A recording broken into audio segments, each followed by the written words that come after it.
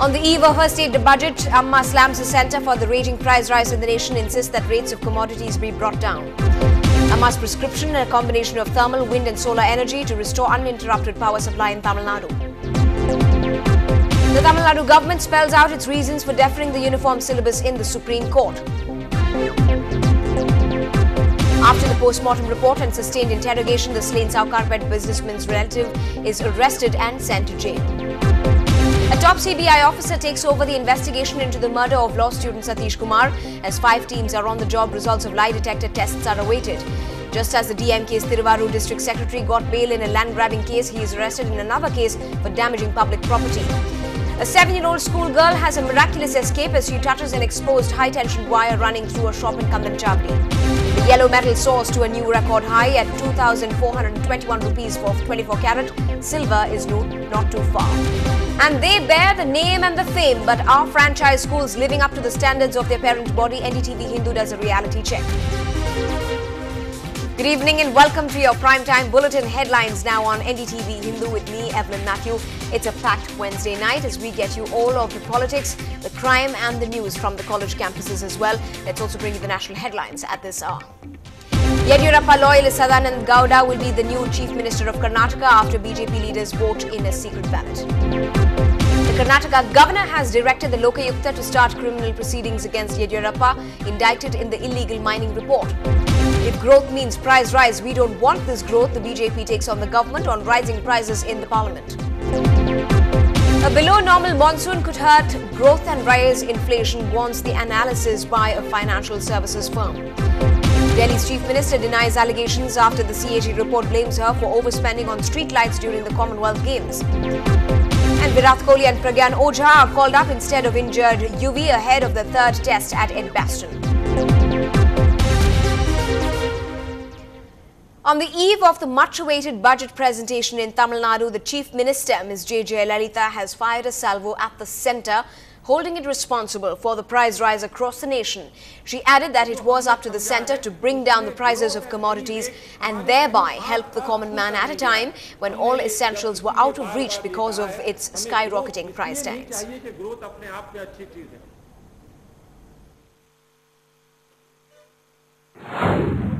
It is the central government which is responsible for the rise of prices all over India. It is up to the central government to take appropriate action to bring down the prices of all commodities and help the common man. But it will be interesting to see what features in the big announcement at the Assembly tomorrow when the state's Finance Minister, O. Paneerselvam, will present the revised budget for 2011-2012. Among other issues, the budget will detail how allocations are being carried out for fulfilling the poll promises made by the AIADMK regime. A clear explanation of the revenue generation measures is also expected, alongside several new bills, including ones for the Arasu cable television. The abolition of land grabbing is also a key feature that we can look forward to.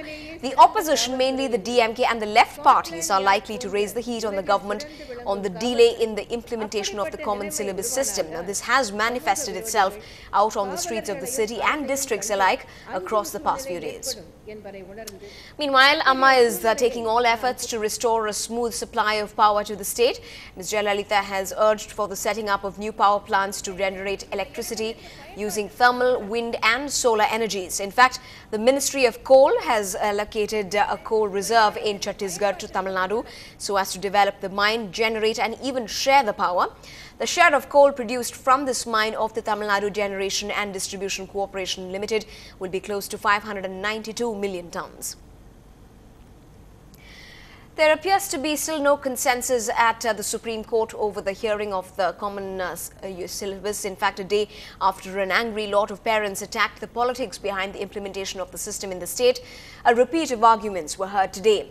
The Tamil Nadu government today argued before the Supreme Court that the amendment to this uniform system of school education was enacted to ensure full compliance of a judicial verdict and to undertake review of the syllabus and textbooks which were found wanting in quality and content. Senior Supreme Court lawyer P.P. Rao told the court that the object of the act was to bring in a school system common to all in the interest of social justice and quality education and not mere uniformity in the syllabus. The NCERT also pointed out various deficiencies. In fact, Tamil Nadu's arguments will continue tomorrow as well, and the apex court is likely to reserve verdict tomorrow. Moving on, a day after the death of a businessman in Saukarpet sent shockwaves across the city, Ashish Sharma, the victim's nephew, who was also accused of the murder, has been produced before the Georgetown court and has been remanded to 15 days of judicial custody. Now, this arrest comes as a development after that murder in the case was confirmed after the post-mortem report and even an interrogation of the accused. The Supreme Court today reserved its verdict on the applicability of the Right to Education Act on unaided private schools. Now, under the Act, free and compulsory education is a fundamental right for children between 6 and 14 years, and even private schools have to reserve 25% for the poor students. Now, this aspect was challenged by private schools in the Supreme Court, and they argued that the government couldn't interfere with private educational institutions as per the judgment. Minority institutions also challenged this provision and argued that it is against their fundamental rights. The centre argued that provision has been made for reimbursement of expenses by the private schools for admitting 25% poor students.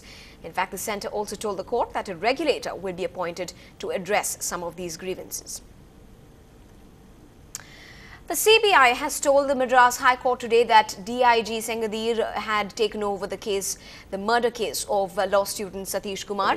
The top officer was present at the High Court today and told the court that lie detector tests of a suspected police inspector at the Tirumangalam police station was complete. The CBI officer also informed the court that the investigating agency was waiting for expert comments on the tests conducted. 5 teams are probing the case and are closing in on the job and are hoping to in fact achieve a breakthrough soon. The bench adjourned the case after 3 weeks for further hearing.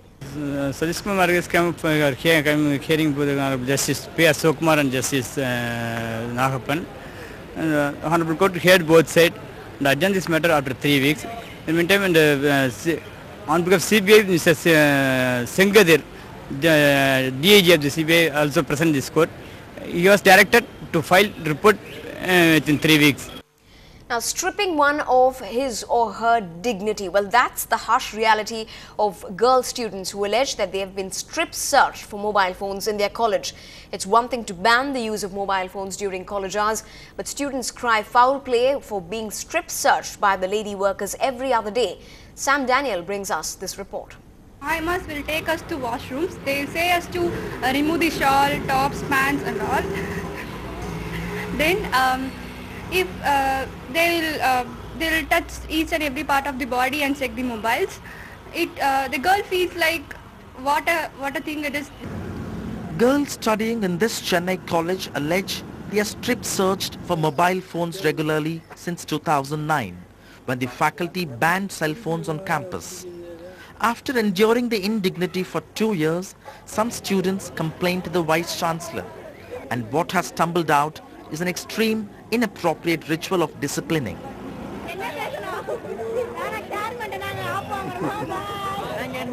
College rules say girls have to pin their dupattas neatly, but if someone's dupatta is off the place even a bit, they say they are put to shame. They are not seen whether the boys are sitting here or not, but they are a plug or shawls.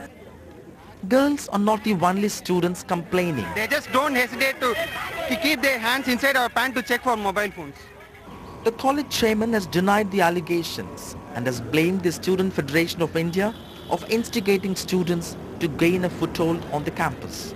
On the basis of the recommendation of the committee, the university will take action against the college, and the university will advise them how to deal such matters with the students.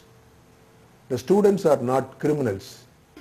Chennai colleges have often made news for the wrong reasons, right from a ban on t-shirts for women on campuses to no interaction between boys and girls. But this time, things seem to have gone far beyond. In Chennai with camera person Edwin, Sam Daniel for NDTV. Moving on, DMK's Tiruvallur District Secretary Pundi Kalaivanan was arrested just after he got bail in the case of a student's death today. He has been charged now with damage to public property and even causing public inconvenience and has been lodged at the Palayam Kote jail. The police alleged that on Saturday, when the DMK leader Stalin was detained by the police, Kalaivanan's men threw stones on public buses and even forced shops to shut for the day. He was earlier arrested on Saturday on charges of being involved in the death of a student in a bus accident during protests.